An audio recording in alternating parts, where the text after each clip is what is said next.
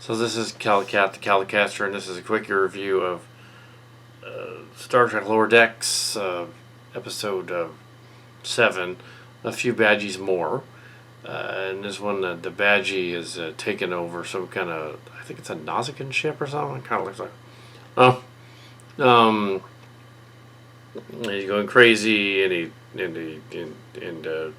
Rutherford and Mariner go over to the ship, trying to stop him, and they end up trapped on it.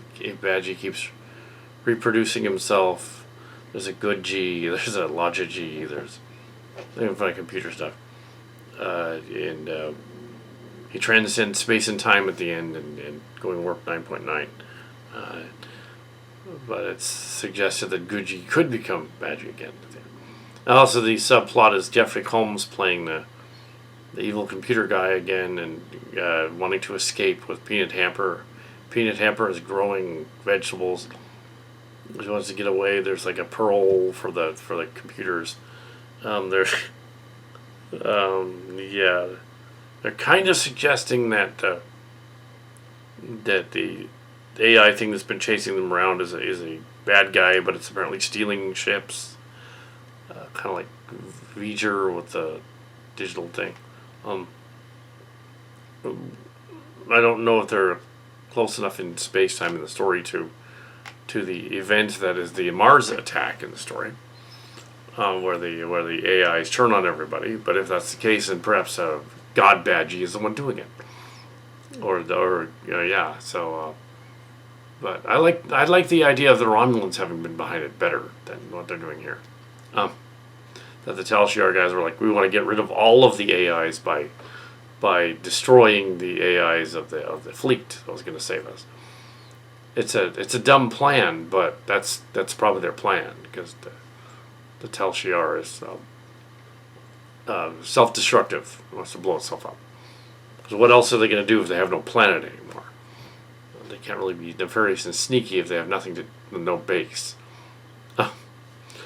But yeah, that's probably, this story's probably not going to tread on that, but it could. They're in the same universe. Also, of note that the characters are younger than the actors playing them in the story. The characters are in their 20s. And the actors are in their 30s. So, yeah. Anyway, so there's that.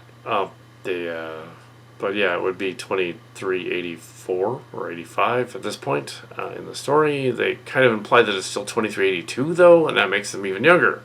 I think they match up. Is this before the events of Prodigy, which is 2383? It's probably a different timeline, kind of. But then Tendi appears in the very short treks, as though she's actually there. She just show up, and so did the future people. They showed up. So the only way that works is it's silly Trek, and they're just the classic Trek can meet at any point the Next Generation, DS9 or Voyager or any other series, because they Cillian powers are like Q, and they have space and time to control it. So yeah,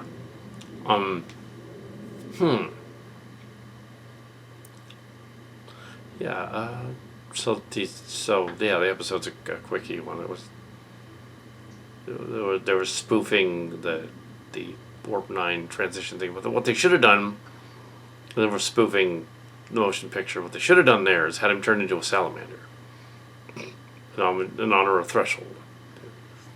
That'd be funny. Turn into a salamander, a lungfish. That would have been funny.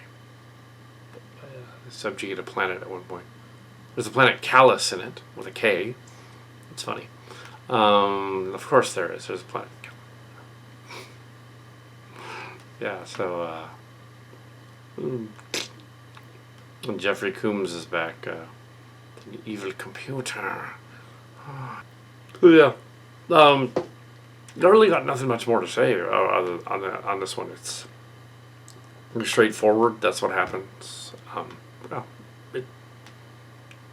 As a Cillian episode.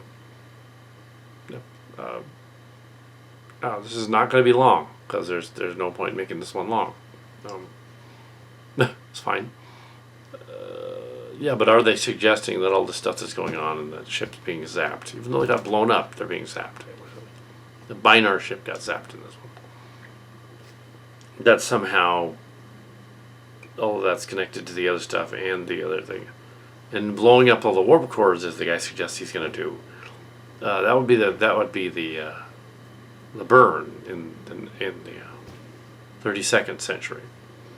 But they said that the Kelpian kid did that. The peanut hamper goes to a station, and Sue-Cal did that. Whereas the other Cal was just friends with the guy in the wheelchair, the pirate guys, and he had the programmable matter, which is not that advanced really. It's just basically because if they have holodecks and transporters 700 years earlier, Star Trek, they can program matter to do that already. So that's really not that far of an advanced thing, as much as they claim it is. They would be able to do that whenever they replicate something that's programmable matter. You're taking a replicator and you're making a steak or a glass of water or tea el rey hot. You're programming the matter to turn into that. Yeah, whatever you want. So yeah, that's not that advanced. Into making it into tools and things. So yeah, it was fine. It was fine. They almost killed the crew with acetylene gas. So they threw that line in there. Although you'd think that the ship would not carry poisonous gases that could be put into the control system. That would be a really poor design. Like that episode where they did the acetylene gas. They also had carbon monoxide toxic levels. But why would they have that either? Do you think the starship would be run by something that has fail-safes that would allow not for a nefarious creature to mess with the fail-safes, nor would it carry anything like that on board? Why would it have that? It should make sense. It doesn't have a rocket engine. It's not rockets. It's not kerosene fuel. It's not rocket fuel. It's a spaceship with reactors and stuff in it. Yeah. But in this story, they don't do that story, so I don't know why I mentioned that. I'm going to end it now, because I don't really have anything more about this one. Yeah.